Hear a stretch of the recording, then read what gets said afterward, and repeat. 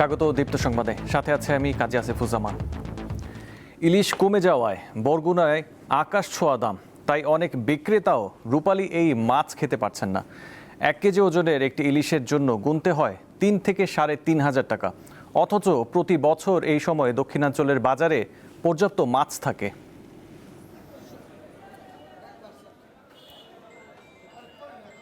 বরগুনা জেলায় প্রায় 1.5 লক্ষ রয়েছে নিবন্ধিত জেলে। যারা মাছ শিকার করছেন তারাই ইলিশ মাছ খেতে পারছেন না। গত বছরের তুলনায় এবছর ইলিশের দাম কেমন এবং উৎপাদন কেমন সেই বিষয়টা আমরা জানবো। ছোটটা তো নাই, বড়টা দুই একটা আছে। হ্যাঁ, যে দাম আর ছোটখাটো মাঠে কিনে খাওয়ার মতো কোনো শক্তি নেই। 400, 2900, 3000 কেজি ওজনের মাছ। কেজির উপরের মাছ 3500, 4000 টাকা। যেহেতু সাধারণ ক্রেতারা কিনে খাইতে পারে না, আবেগ করে, আফসোস করে। ঝাটকা মাছের কেজি, ঝাটকা ইলিশ 800 টাকা। এখন আর কি ছোট বড় মাছ ওরে খাওয়ার মতন সবাই সাধ্য নাই। ইলিশ তো বাজারে সামান্য আছে, তাই আর যেটি আছে এটা তো আমাদের জন্য না, কেনার মতো টাকা আমাদের কাছে নাই। 1000 টাকা কেজি একজন মধ্যবিত্তকে, বড়লোক ফ্যামিলির মানুষও খাওয়ার মতো সামর্থ্য নাই। পাথরঘাটার মৎস্য অবতরণ কেন্দ্রের তথ্য অনুযায়ী 24-25 অর্থ বছরে ইলিশের উৎপাদন ছিল 1344 মেট্রিক টন। 25-26 অর্থ বছরে তা 1158 মেট্রিক টন এসে দাঁড়িয়েছে। প্রায় 200 মেট্রিক টন কম হয়েছে ইলিশের উৎপাদন। এরকমই প্রতিদিন ইলিশের উৎপাদন কমছে। এর কারণেই মূলত প্রত্যেকটা বাজারেই দেখা গেছে ইলিশের দাম বৃদ্ধি। দেশের 8টি অঞ্চলের ওপর দিয়ে আজ দুপুর পর্যন্ত ঘন্টায় 45 থেকে 60 কিলোমিটার বেগে দমকা অথবা ঝোড়ো হাওয়া সহ বৃষ্টি কিংবা বজ্রসহ বৃষ্টি হতে পারে। আবহাওয়া অধিদপ্তরের ঝড় সতর্কীকরণ কেন্দ্রের তথ্য অনুযায়ী এসব এলাকা হলো খুলনা, বরিশাল, পটুয়াখালী, নোয়াখালী, কুমিল্লা, চট্টগ্রাম, কক্সবাজার ও সিলেট। এই পরিস্থিতিতে এসব এলাকার অভ্যন্তরীণ নৌবন্দরগুলোকে 1 নম্বর সতর্কতা সংকেত দেখানোর নির্দেশ দিয়েছে আবহাওয়া অধিদপ্তর। বৈরী আবহাওয়ার কারণে নৌযান চলাচলে সংশ্লিষ্টদের সতর্কতা অবলম্বনের পরামর্শ দেওয়া হয়েছে।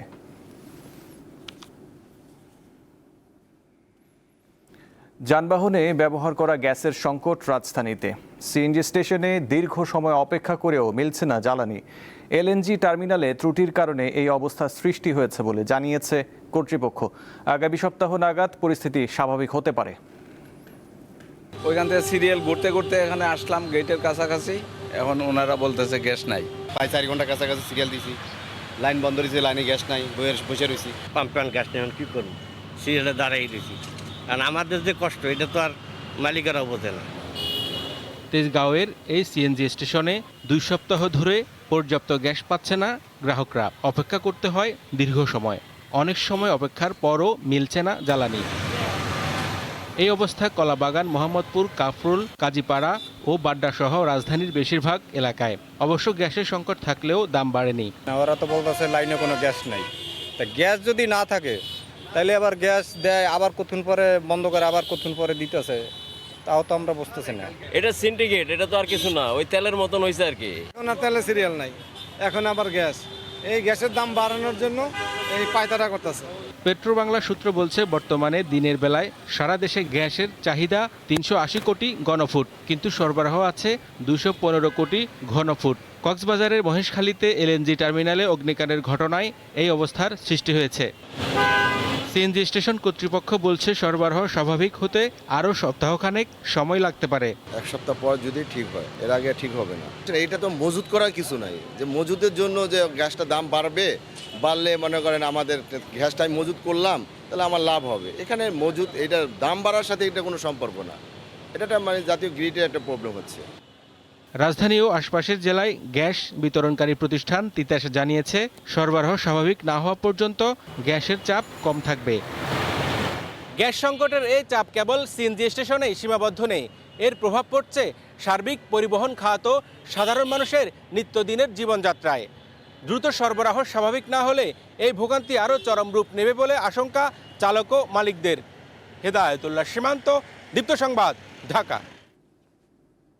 আগামী 28 জুলাই বিশ্ব প্রকৃতি সংরক্ষণ দিবস। প্রাকৃতিক সম্পদ সংরক্ষণ, উদ্ভিদ ও প্রাণী জগতের সুরক্ষা, জীববৈচিত্র্য হ্রাস ও দূষণের মতো পরিবেশগত হুমকি সম্পর্কে সচেতনতা বাড়াতে এই দিনটি পালন করা হয়। বাংলাদেশের প্রাণ প্রকৃতি নিয়ে দীপ্ত সংবাদ ধারাবাহিক প্রতিবেদন প্রচার করছে। আজ থাকছে সীতাকুণ্ডের গুলিয়াখালীতে হুমকিতে থাকা জীববৈচিত্র্য নিয়ে প্রতিবেদন।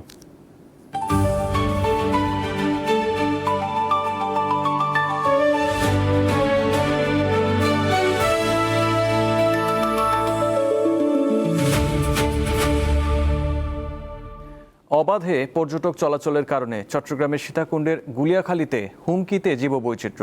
গুলিয়াখালী সমুদ্র সৈকত এমন একটি স্থান যেখানে দেখা যায় বিভিন্ন প্রজাতির পাখি রয়েছে। কাঁকড়া, কেওড়া বন আর হরিণ যোগ করেছে বাড়তি সৌন্দর্য। এই সৈকতকে এখনই সংরক্ষিত এলাকা ঘোষণা করা না হলে অচিরেই হারিয়ে যেতে পারে হরিণের আবাসস্থল। একদিকে সাগরের গর্জন, অন্যদিকে বনের পশু পাখিদের কলকাকলি। হরিণের বিচরণ, লাল কাঁকড়া, নানা ধরনের পশু পাখি, জীববৈচিত্র্যে ভরপুর ছিল এই গুলিয়াখালী। পর্যটকদের অবাধ বিচরণের কারণে জীববৈচিত্র্য হারিয়ে যাচ্ছে। এই জীববৈচিত্র্য সংরক্ষণ করার জন্য এখনই কিন্তু পদক্ষেপ নেওয়া উচিত। এখানে যে জীববৈচিত্র্যের যে একটা বিরূপ প্রভাব পড়ছে পুরো দেশের মধ্যে, তার মধ্যে এই গুলিয়াখালী বীচটাও অন্যতম। যদি পর্যটক সংখ্যা বাড়ে তাহলে জীববৈচিত্র্য অবশ্যই অনেক ক্ষতি হবে। হয়তো একদিন এই লাল কাঁকড়া বিলীন হয়ে যেতে পারে। আজকে আমরা অনেকদিন পর আসলাম, দেখলাম এখানে দেখা যাচ্ছে না। হরিণ তো দেখা যাচ্ছে না, তো মানুষ এখন চাষাবাদ, গরু ছাগল বেশি দেখা যাচ্ছে। নাগরিক হিসেবে আমরা অনেক অসচেতন, আমাদের এগুলো নিয়ে দাবি তোলা উচিত। আমরা কেউ এটা নিয়ে দাবি তুলি না। দেশের প্রেক্ষাপটে আমরা যেভাবে আমাদের পর্যটনের জায়গাগুলোকে আমরা সংরক্ষণ করা উচিত, আমরা এটা করতে পারতেছি না। বা আমি মনে করবো যে সংশ্লিষ্ট কর্তৃপক্ষ প্লাস সরকার সকলের এদিকে সুদৃষ্টি দেওয়া উচিত। জেলা প্রশাসন থেকে আমরা চেষ্টা করছি গুলিয়াখালীর পর্যটন খাতটাকে উন্নত করার জন্য। একই সাথে ওখানে যে বন্য প্রাণী আছে, প্রাকৃতিক সৌন্দর্য আছে, সেটাকে সংরক্ষণও আমাদের অন্যতম প্রধান লক্ষ্য। গুলিয়াখালী ফরেস্ট দেশের দ্বিতীয় জীববৈচিত্র্যের লীলাভূমি। এই লীলাভূমিকে সংরক্ষিত এলাকা হিসেবে ঘোষণার দাবি সংশ্লিষ্টদের। সীতাকুণ্ডের গুলিয়াখালী থেকে রুনা আনসারি, দীপ্ত সংবাদ। এবারে আন্তর্জাতিক সংবাদ। ফ্রান্সের দাবানল দক্ষিণ পশ্চিমের শহর বোর্দোর দিকে যাচ্ছে। আগুন থেকে শহরটি এখন মাত্র 15 কিলোমিটার দূরে। এই অবস্থায় আজ মন্ত্রিসভার জরুরি বৈঠক ডেকেছেন প্রেসিডেন্ট ইমানুয়েল ম্যাক্রো। গত সপ্তাহে ইউরোপ জুড়ে, বিশেষ করে ফ্রান্স ও স্পেনে দাবানল ছড়িয়ে পড়ে। এখন পর্যন্ত দেশ দুটির 3,30,000-এর বেশি মানুষকে নিরাপদ স্থানে সরিয়ে নেওয়া হয়েছে।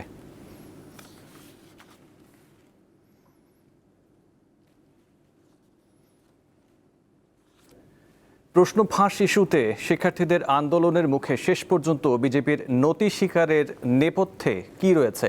শুধু দাবি মেনে নিয়েই কি স্থায়ীভাবে বিক্ষোভ সংকট থেকে রেহাই পাবে মোদী প্রশাসন? বিস্তারিত জানাচ্ছেন তৌহিদুর রহমান। মেডিকেল কলেজে ভর্তি পরীক্ষার প্রশ্ন ফাঁস ইস্যুতে শিক্ষার্থীদের আন্দোলনের মুখে শেষ পর্যন্ত নিজেদের শক্ত অবস্থান আর ধরে রাখতে পারেনি ভারত সরকার। টানা 3 মেয়াদে ক্ষমতায় থাকা অবস্থায় এবারই প্রথম নরেন্দ্র মোদী সরকার কোনো চাপ বা আন্দোলনের মুখে নতি স্বীকার করতে দেখা গেল। শিক্ষামন্ত্রীর পদত্যাগ ছাড়া সব দাবি মেনে নেয় আন্দোলন থেকে সরে দাঁড়ায় শিক্ষার্থীরা, যা তরুণ প্রজন্ম তথা ককরোচ জনতা পার্টি সিজেপির বড় জয় হিসেবে দেখা হচ্ছে। আন্দোলনের মুখে শেষ পর্যন্ত বিজেপি সরকারের নতি স্বীকারের পেছনে নেপথ্যে কী রয়েছে, এটাই এখন বড় প্রশ্ন। এই ক্ষেত্রে বেশ কিছু কারণ সামনে আসছে। এর মধ্যে 20 জুলাই শিক্ষার্থীদের উপর পুলিশের দমনপীড়নের পর সরকার পতনের গণ আন্দোলনে মোড় নেওয়ার শঙ্কা বড় কারণ। বিজেপির অনেক জ্যেষ্ঠ নেতা স্বীকার করেছেন যে ক্ষোভ আর শুধু শিক্ষার্থীদের মাঝে সীমাবদ্ধ ছিল না। শিক্ষার্থীদের পাশাপাশি বিপুল সংখ্যক সাধারণ জনগণ রাস্তায় নেমে আসছিলেন। শুধু তাই নয়, এই আন্দোলনের সময়টি মোদী সরকারের জন্য ছিল অত্যন্ত গুরুত্বপূর্ণ। কারণ যখন শেষ সপ্তাহে সে আন্দোলন তীব্র হচ্ছিল, সেই সময়টিতে সংসদ অধিবেশন চলছিল, যেখানে বেশ কয়েকটি গুরুত্বপূর্ণ আইন পাশ করতে চাইছিল সরকার। কিন্তু আন্দোলনের ফলে অধিবেশনের প্রথম সপ্তাহে কোনো কাজই হচ্ছিল না, যা নিয়ে সংসদের ভেতরেও অস্থিরতা তৈরি হয়। তাই শেষ পর্যন্ত কঠোর নীতি থেকে সরে এসে জনগণের আস্থা ধরে রাখার উপর গুরুত্ব দেয় মোদী সরকার।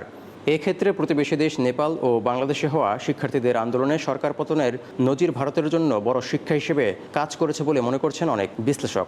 সরকার সব দাবি মেনে নেওয়ার পর ককরোচ জনতা পার্টি আন্দোলন থেকে সরে দাঁড়ানোর ঘোষণায় আপাতত স্বস্তির কারণ হলেও এই আন্দোলন চিরতরে বন্ধ হয়ে গেছে এটি বলার মতো সময় এখনও হয়নি বলে মনে করা হচ্ছে। কারণ সরকার শিক্ষার্থীদের যেসব দাবি মেনে নিয়েছে তা বাস্তবায়ন হচ্ছে কিনা সেদিকে গভীর নজর রাখবে তরুণ প্রজন্ম।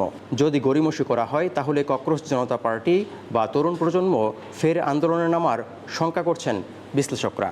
এই অবস্থায় বিক্ষোভ আবারও মাথাচাড়া দিয়ে উঠলেও সব রাজ্যে ছড়িয়ে পড়া এবং নরেন্দ্র মোদী সরকার পতনের আন্দোলনে রূপ নেওয়ার শঙ্কা কিছুটা কম বলে মনে করছেন অনেকে। তৌহিদুর রহমান, দীপ্ত, বার্তাকক্ষ। এবারে খেলার খবর। 3 ম্যাচের টি-20 সিরিজে জিম্বাবুয়েকে হোয়াইট ওয়াশ করল ভারত। হারারেতে সিরিজের শেষ ম্যাচে তাদের জয় 35 রানের ব্যবধানে। ভারতের স্কোরবোর্ডে 192 রানের যোগ হয় বৈভব সূর্যবংশীর ঝোড়ো অর্ধশতকে। 81 রান করেন এই ব্যাটার। ম্যাচ ও সিরিজ সেরা দুটো পুরস্কারই জেতেন তিনি। ঈশান কিষান 29, আইয়ার 27 ও রিঙ্কু সিং করেন 25 রান।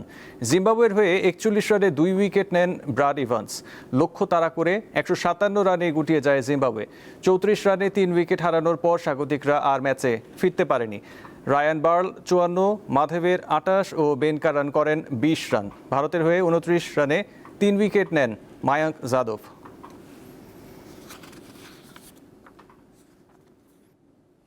এই ছিল এখনকার মতো। পরবর্তী সংবাদ 12টায় দেখার আমন্ত্রণ রইল।